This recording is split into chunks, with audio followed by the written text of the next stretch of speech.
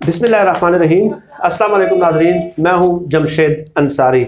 नाजरीन, वज़ीर-ए-आज़म इमरान खान साहब वज़ीर-ए-आज़म बनने से पहले भी आज से 24 साल पहले 1996 में जब उन्होंने सियासत के वादी पुरखार में कदम रखा तो उस वक्त से लेके आज तक उनका एक उसूल जो है वो बिल्कुल भी तब्दील नहीं हुआ, और वो है करप्शन और लूटी हुई करप्शन के खिलाफ इक़दामात और लूटी हुई दौलत को वापस लाना।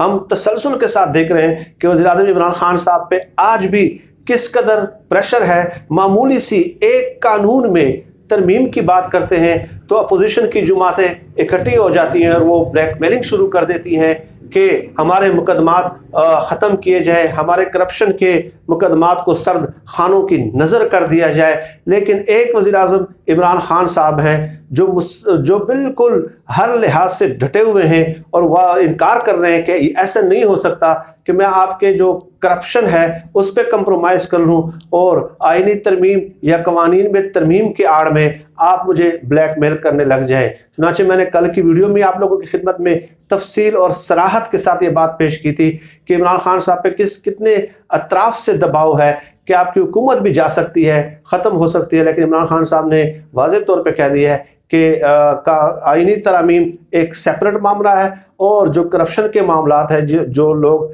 लूट मार कर चुके हैं और पाकिस्तान को इस स्टेज तक पहुंचा चुके हैं, उनके साथ कोई रियायत नहीं बरती जाएगी।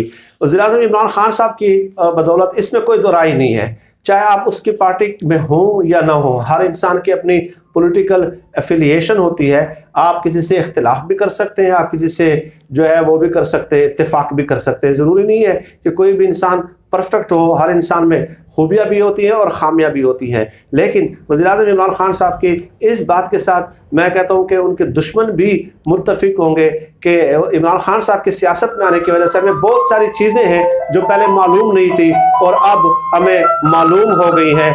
उनमें सबसे पहले इमरान जो आप लोगों के इल्म में आया है कि पाकिस्तानियों ने लूट मार करके कितनी जायदादें बाहर बनाई हैं और कितने बैंक अकाउंट्स हैं पाकिस्तानियों के। ज़ाहिर है मैं अब भी ये समझता हूँ कि वो अशरे अशीर भी नहीं है जो हमारे सामने आ चुका है, लेकिन फिर भी ये इमरान खान साहब की वजह से हमें मालूम हुआ है। तो मैं आप लोगों की खिदमत में चंद बातें पेश करना चाहता हूँ कि करप्शन जो है वो तरक्की पजीर ममालिक का सबसे सर फहरिस्त मसला है। ये अमरीकी महकमा खारजा की रिपोर्ट 2 साल पहले जारी हुई थी और उसमें उन्होंने बताया था कि एक अंदाजे के मुताबिक तरक्की पजीर ममालिक में सालाना 1000 अरब डॉलर सालाना की मनी लॉन्ड्रिंग होती है और पाकिस्तान में सालाना 10 अरब डॉलर मनी लॉन्ड्रिंग होती है पाकिस्तान में सालाना। ये अमरीकी महकमा खारजा ने बताया था। चुनांचे आप देख लें कि 3 सितंबर जब इमरान खान साहब वज़ीर-ए-आज़म बन जाते हैं, यानी कि अगस्त 2018 में,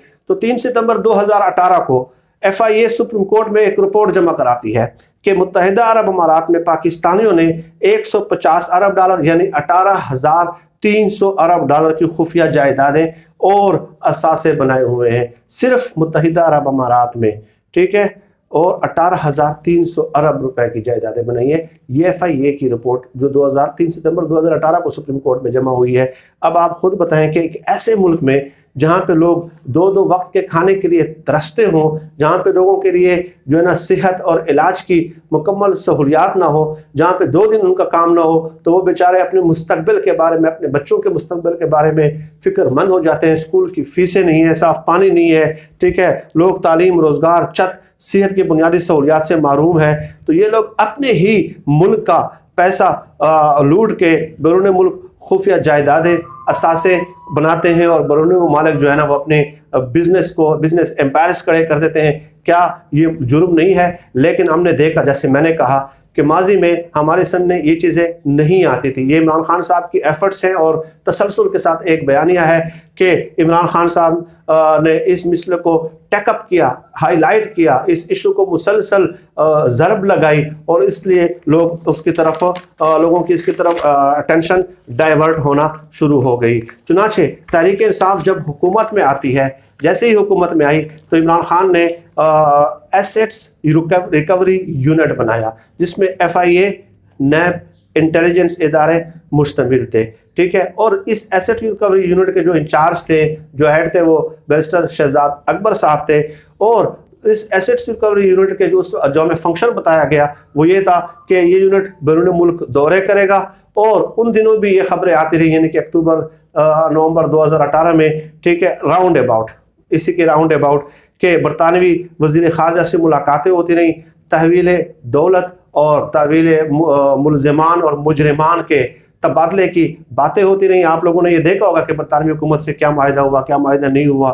ٹھیک ہے, تو گویا عمران خان صاحب جب آئے تو پہلے ہی دن سے انہوں نے اپنا وہ جو مرکزی نقطہ ہے کرپشن کے خلاف اقدامات اور لوٹی ہوئی دولت کی واپسی کا, وہ انہوں نے بھولا نہیں, اور فوراً ہی ایسٹس ریکوری یونٹ بنایا اور بیرسٹر شہزاد اکبر صاحب کو جو ہے نا اس کا انچارج بنا دیا گیا. اور اس کے علاوہ آگے چلتے جائیں, کیسز چلتے رہے تو احتساب عدالت کا فیصلہ آتا ہے. احتساب عدالت کے فیصلے میں اسحاق ڈار کو واپس لانے کی سفارش کی گئی. پاکستان نے مطلب خطوط بھی لکھے, لیکن پاکستان کی سفارش بوجود مسترد کر دی گئی کہ ہمارے ہاں تحویل دولت اور ملزمان کا کوئی ایسا معاہدہ نہیں ہے. ٹھیک ہے, اور اس احتساب عدالت کے فیصلے میں جو ہے لندن فلیٹس کی ضبطی کے احکامات بھی موجود تھے. لیکن ظاہر ہے اس وقت کوئی معاہدے نہیں تھے, لیکن ہمیں بعد میں بتایا گیا بیرسٹر شہزاد اکبر صاحب کی طرف سے کہ برطانیہ کے ساتھ بھی معاہدہ ہو گیا, اور اس وقت بڑا ہائی لائٹ ہوا اور بڑی بریکنگ نیوز چلی, لیکن اس کی تفصیلات اس کے بعد ہمارے سامنے نہیں آئی. تو آج کی ویڈیو کا مطمئن نظر بھی یہی ہے کہ تھوڑا سا ایک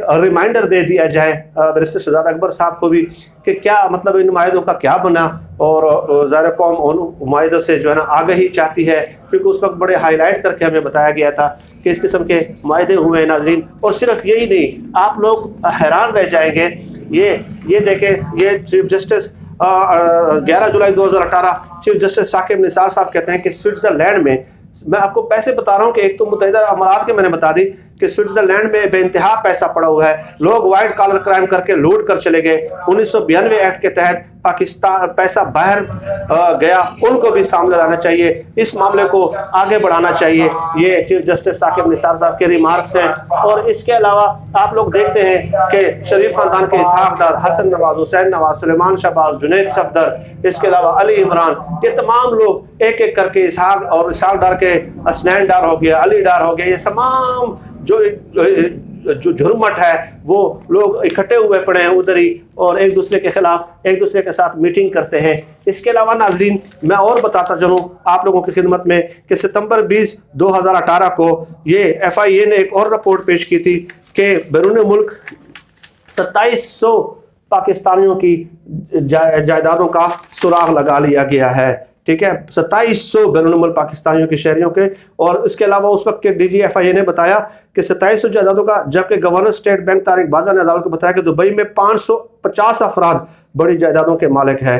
ٹھیک ہے, اور چیف جسٹس نے کہا کہ میرے اندازے کے مطابق 1000 ارب روپے سے زائد کی جائیدادیں دبئی میں ہیں.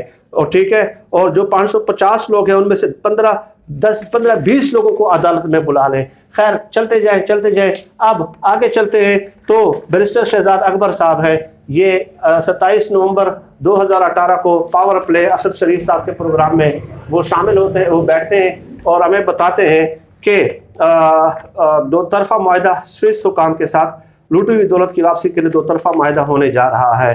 ٹھیک ہے, تو انہوں نے کہا کہ پاکستان سے لوٹی ہوئی دولت کی واپسی سب سے اہم کام ہے. لوٹے ہوئے 700 ارب 10 ممالک میں رکھے ہوئے ہیں.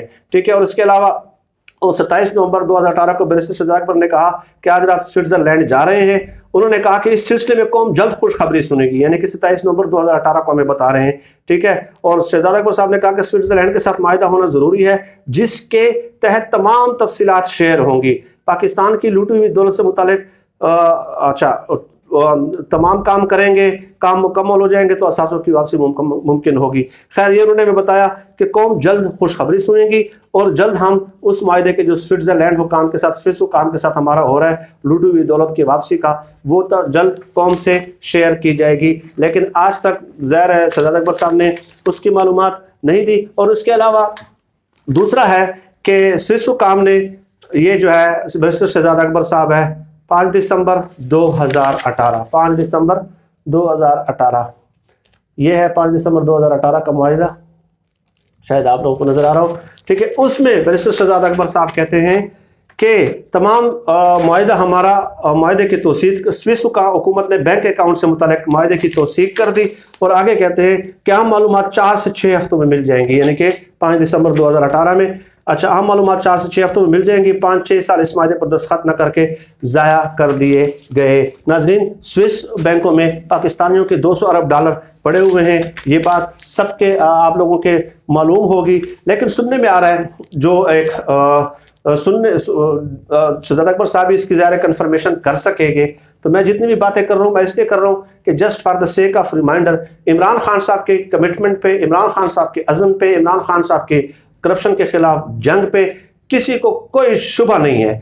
مجھے ذاتی حیثیت میں 1% بھی ان پہ ڈاؤٹ نہیں ہے کہ وہ اپنے آخری حد تک ایفرٹ کرتے ہیں۔ تو میں نے سوچا کہ یہ جو وعدے کیے گئے تھے ایسیٹس ریکوری یونٹ کے تھرو یا شہزاد اکبر صاحب کے تھرو، تو ان معاہدوں کی تفصیلات بھی اگر قوم کو معلوم ہو جائے، کیونکہ انہوں نے خود ہی وعدہ کیا تھا۔ اور اس کے علاوہ سننے میں آیا ہے کہ جو اس معاہدے میں سوئٹزرلینڈ کا جو معاہدہ ہے، پہلے آپ کو میں ایک اوورسیز پاکستانی ہے ان کا ایک پیغام سناتا ہوں جو انہوں نے مجھے بھیجا، ٹھیک ہے، کہ اوورسیز پاکستانیوں کی نمائندہ تنظیم ہے، ہماری تنظیم کے 35 ممالک میں نمائندے موجود ہیں، ہم بیرون ملک پاکستانی ایمبیسیز میں کرپشن کے خلاف اور اپنی کمیونٹی کی ویلفیئر کی کوشش میں ہیں۔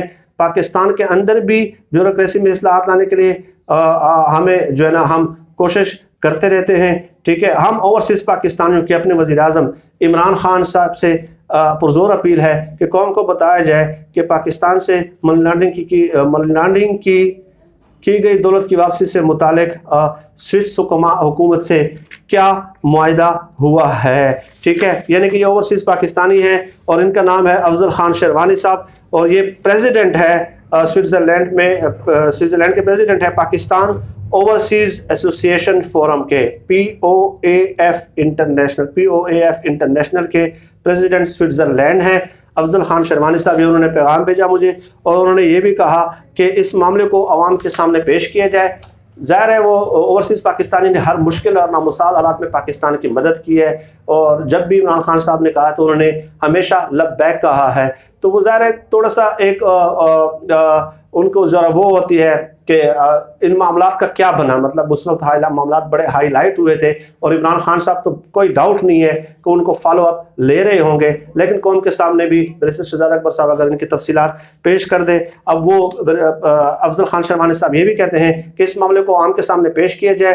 پہلے میڈیا 200 ارب ڈالر کہا کرتا تھا، اب سب خاموش ہیں، اور اور یہ بھی کہا جاتا ہے کہ جو سوئس حکام کے ساتھ جو معاہدہ ہوا ہے اس میں ایک شک شامل کی گئی ہے کہ کہ 25 جولائی کے بعد ہی یہ کہا جاتا ہے، اس کی کلیریفیکیشن ظاہر ہے متعلقہ وہ کام ہی کر سکیں گے، ٹھیک ہے۔ اگر وہ مناسب سمجھتے ہیں تو اگر بتا دیں تو زیادہ مہربانی ہوگی کہ آرٹیکل جو شک نمبر 25 ہے اس کے تحت 1 جولائی 2019 سے جو مطلب ہے جو بینک اکاؤنٹس کو لے گئے ہیں یا جو پیسہ لوٹ کے گیا ہے یا جو جائیدادیں بنائی گئی ہے، تو اس کے متعلق جو ہے نا وہ سوئس حکام معلومات دینے کے پابند ہوں گے۔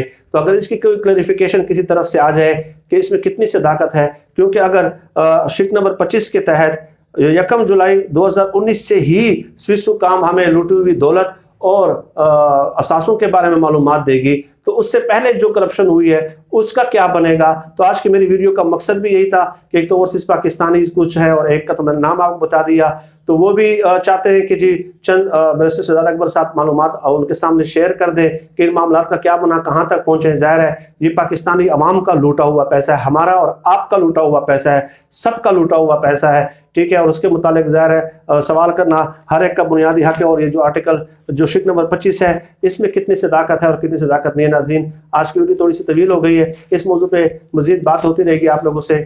آپ سب لوگ اپنا بہت بہت خیال رکھیے گا، اور مجھے اپنی دعاؤں میں خصوصی طور پہ یاد رکھیے گا۔ اللہ ہم سب کام میں ناصر پاکستان زندہ باد۔ اللہ حافظ۔